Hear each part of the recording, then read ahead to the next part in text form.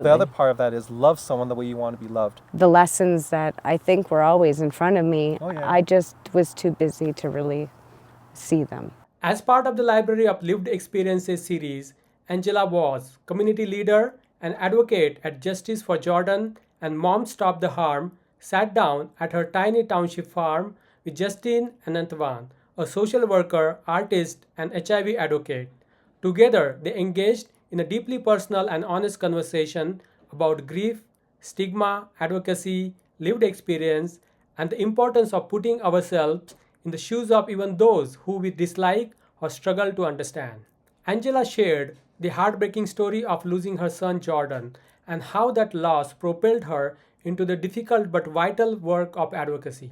Justin reflected on his own experiences living with HIV and how personal trauma has shaped his advocacy for harm reduction, compassion, and systemic change. Following is the conversation. I just wanted to ask you and talk to you about why you're here today and the project that you're doing for Mom Stop the Harm, because it's touched my heart in an impactful way. And I really think that the society in a whole needs to be impacted because, you know, our humanity is suffering, and you're really putting a human touch to those human beings that needed that amplification because they are people, right? Yes, thank you.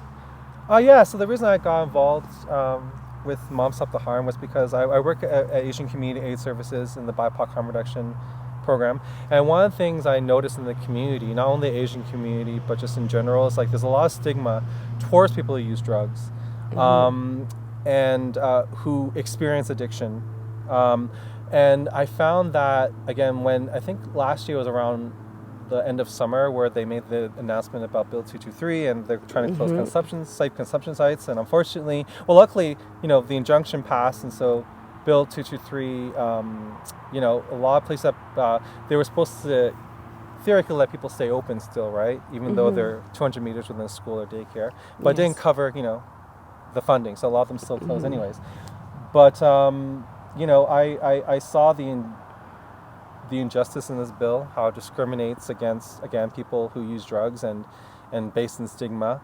And one thing I kept on hearing politicians saying is that they were passing Bill 223 to protect children, right? We don't want our children near this and all that stuff, right? And in my head, the logic I had was, well, people who use drugs are somebody's kid as well.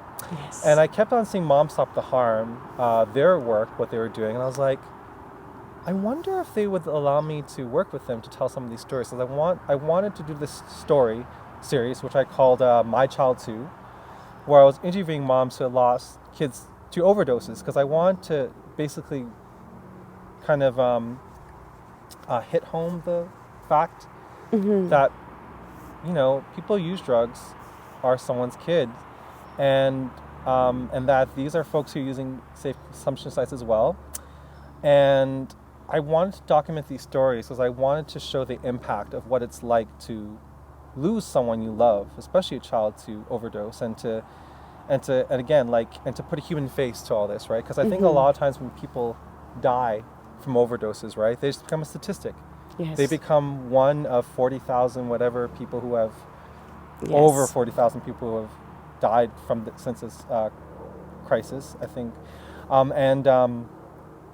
and so that's why I decided to work on this, right, and to meet these moms, and it's been very beautiful, you know, kind of going all over, right, to all these different places in Ontario to meet with these moms and to listen to them and to also just like experience and hear firsthand the story they have to tell, because I think at the basis of every story is love, right? These moms have so much love for their children, and it's a grieving process, right, to lose someone you love so much, and you know, and these moms, you know, wanted to tell their story and to advocate for harm reduction in safe consumption sites because these sites save lives, right? And so in the process of doing this, I've been able to get a lot of stories, and that's what I'm here for today, to get another story. Yeah, that's why I do this. And I think, and going back to humanity, it's the love. In all of these stories, I'm always trying to capture, through their words or through my photography, the love. involved with supporting someone who uses drugs and also losing them. Because I think when I look at all these policies, right, and all these, a lot of laws, right, that discriminate against people who use drugs, or the laws now that are discriminating people who, who live in encampments, or a lot of these laws and stigmas and policies are just based on a lot of stigma and a lack of love. And I believe that people truly loved each other and, and followed the idea that, the golden rule, treat someone the way you want to be treated, right? The other part of that is love someone the way you want to be loved. And a lot of love comes from giving people the services and the resources they need to survive and to live, because life is love. And when you help someone or when you support someone to live a life that, even if they're going through a lot of difficulties, if you can make their life a little easier, or make them feel like their life is worth something, that's love.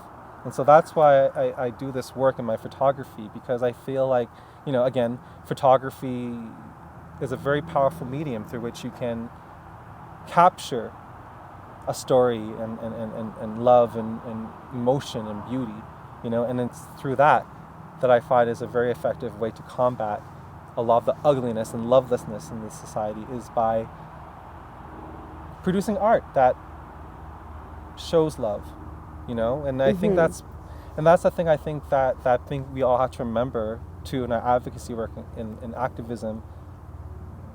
Do things from a place of love, and just because and fight against hate.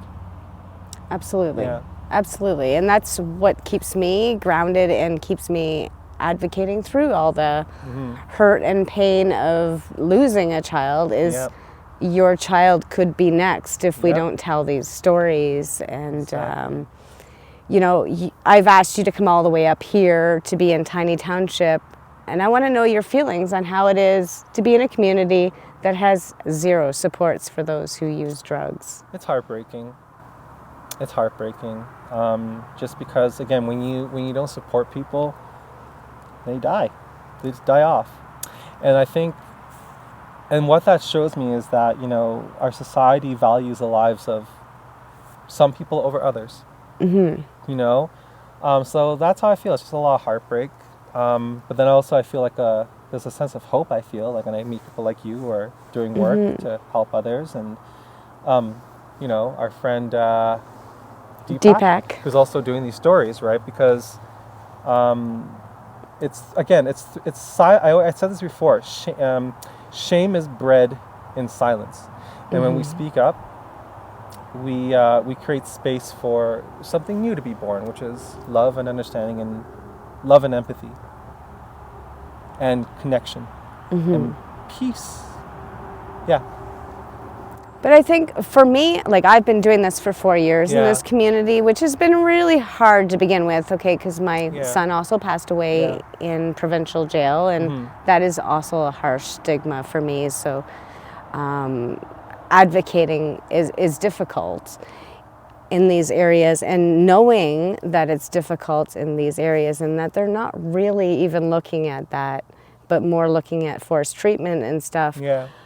I feel as a mom that I need to continue to activate. Does that give you that sense when you see a neighborhood like this, that we've been left behind, and with such high, like, we are the first, second, third highest crude rates for the drug epidemic and the poisonings, as well as homelessness. But the education is lacking, and that people just don't want to hear it here so much. Your trip and your travels around, having that support network, is the very reason why I left and went to Hamilton, was because I just needed to be a part of a community that was supportive of people and that could hear my story and sit beside me in grief and understand that, it's passion that I feel. And yes, I'm angry because I have a lot to be angry for. To me, the education is pretty simple. It's very basic knowledge to be fighting against the survival of Canadians. Yeah. It's devastating to me that we put them on such a low ranking. Exactly. Yeah. I mean, talking about support, what you said, right? Like, I mean, I'm lucky in that, like, I actually do quite a bit of advocacy work with the Harm Reduction Collective of Toronto. They're a great group. Yeah, Hack TO, I think that's their Instagram. Hack underscore TO, HAC _TO. So I find a lot of support in that. Also at ACAS, like my coworkers there are very supportive of me and my work, and I talk to them all the time. So yeah, I think again, like when you have support from other people, and you have people who understand you, also people who have lived experience, especially people lived experience. There's a much greater understanding, because I do believe that a lot of, I can't say this for everyone, but I do think that a lot of the stigma comes from folks who don't have a lot of experience. I mean, of course, there are people who have experience with addiction or substance use, or watching people they love go through that, who are against harm reduction and safe consumption sites, right?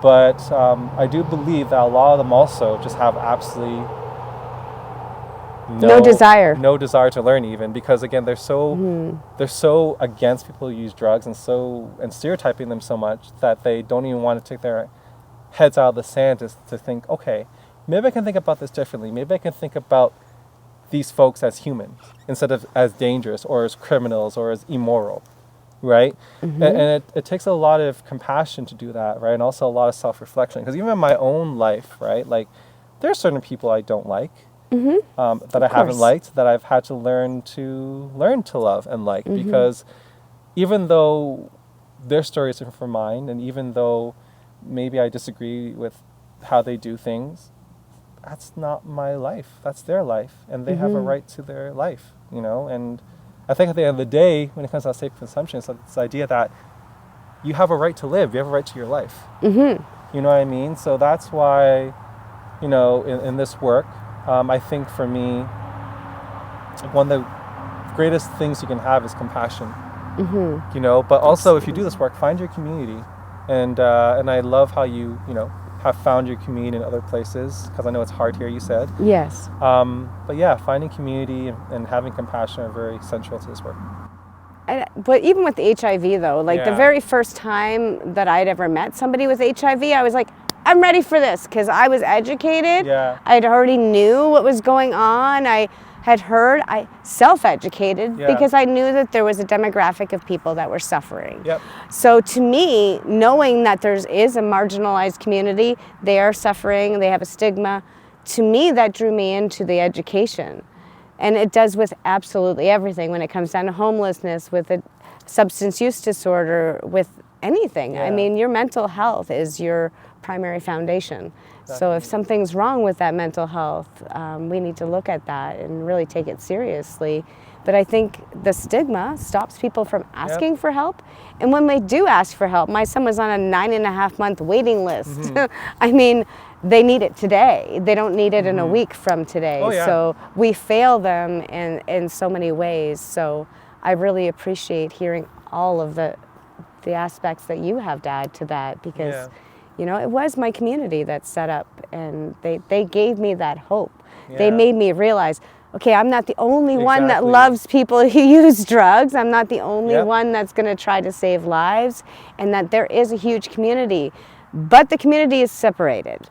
Like, I don't know if you noticed that, but I find like the mental health is super separated from the substance use disorder. And then you take the health care aspect, and I mean, they're divided. So what I tried to do in Hamilton, and I think I was minimally successful, was to draw in every one of those services and put them in the same area and tell them I need all of them to kind of... And it did start a ball of rolling, and I noticed that they still have events and they still do things, and they're still together. So I feel like a microscopic piece really did kind of bring those communities together to recognize that they're not so different. Now, unfortunately, protesting and, you know, sticking together and all that kind of stuff is getting to the point of being very difficult. And in some communities, they have given up. And I keep telling people, no, this is the time when we need to ramp up, because Bill 5 and this new bill that's coming out is going to just keep removing rights from people. But I think people are tired. I think also we're in an age now, I mean, you know what's going on around the world, right? Yes. It's like, Yes. basically it just seems like a lot of people in power are just abusing their power for their own self-gratification of what they think is right for society, when it's actually very, very harmful. I mean, they can claim that, you know, a lot of things that you're trying to initiate is positive, right? But again, like when your policies and things you do kind of target people who are marginalized, people who are oppressed in our society, you know, that's harm. It is harm. Yeah, it's very harmful, and I think people forget that, you know, harm doesn't only come from something physical, right? Like a overdose or like an attack, physical attack, whatever. Like harm comes from minds and laws and policies and just ways of thinking. That, I mean, that's what's at the root Exactly. of everything. It's just ways of thinking that often are very archaic still and based on very old notions of morality that just are not helping people anymore. You know, yeah. Yeah, and with Jordan's case, I mean, the stigma was very high. So when I look at the healing and what I had gone through, and I still go through the stigma on a daily basis, I'll tell you that really influenced my healing.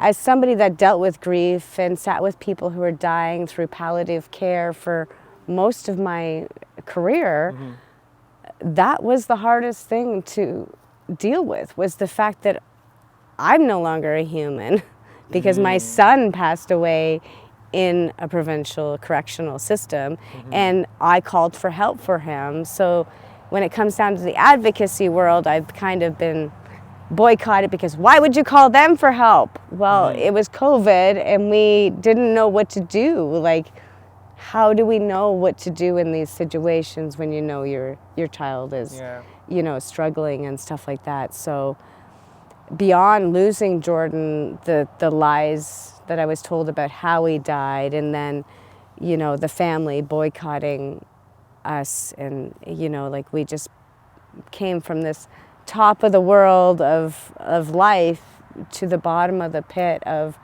nothing. And I couldn't be more proud. To be honest with you, I am so happy with the destruction of my life because it brought me to some of the most beautiful human beings. And it made me actually, for the first time in my life, I feel safe around some people. You know, like when I sit here with you today, I feel safe when Deepak's around.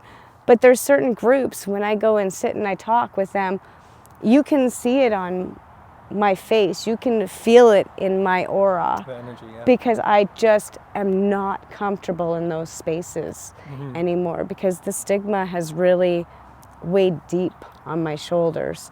So I have a hard time in some of those environments. But I do make myself very much so known because I believe that it's important. And I believe facing the stigma is going to be my biggest challenge, and I'm ready for it now because I have a network of people.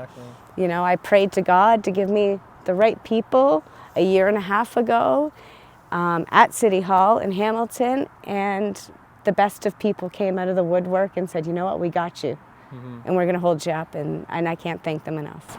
And you'd be surprised, like there's often a lot.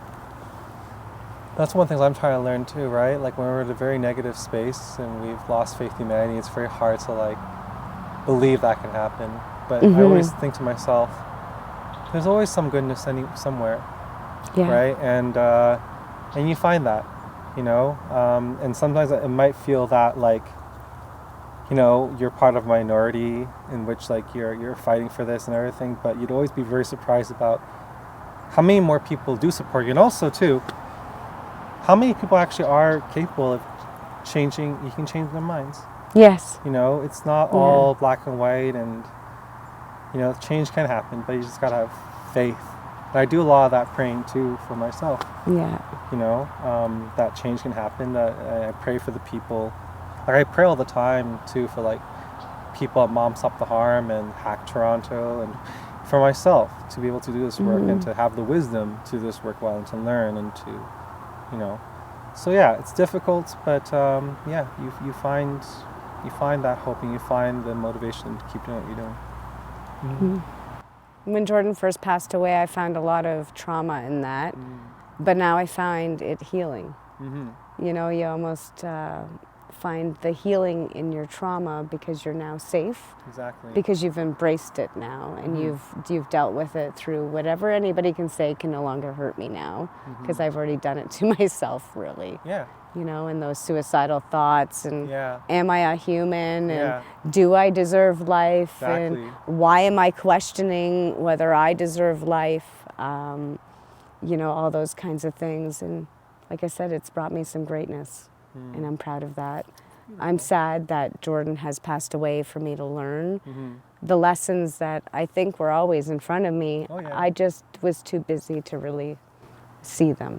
I think that's what life does to you too when you go through something really traumatic. I mean, that was the thing for me, like getting diagnosed with HIV and also losing my friend Isabella to MAID, right? It's very difficult, but then yeah, you find that those experiences, despite the horribleness of it all, the light in it is that I think there's something beautiful in creating something beautiful out of ugliness. Out of the ugliness. Yeah. Yes. There's something great. There's something very beautiful about that. Yeah.